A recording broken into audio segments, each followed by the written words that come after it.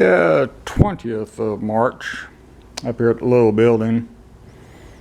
I was cleaning the gutters at the small detached office. Looks like a little house there at my house, and I was using my, not this blue one, that yellow footed compound ladder. Does about 1,000 different positions.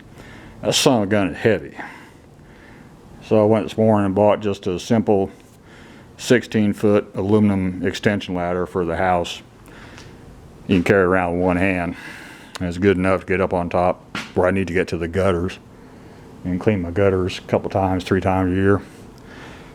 And I couldn't find a pencil sharpener at Walmart, so I'd bring one in on Amazon. It's just getting ridiculous on stuff being out of stock, and ended up with some heavy-duty sheet metal screws, mounting it here on this tool cabinet. I bought these silver lead pencils, Amazon. They're about 30 cents a piece. And you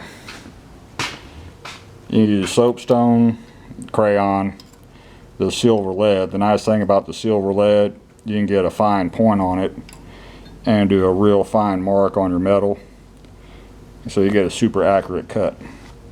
Soapstone, you got to constantly sharpen, and then it's still a pretty wide mark. And I like these little silver pencils.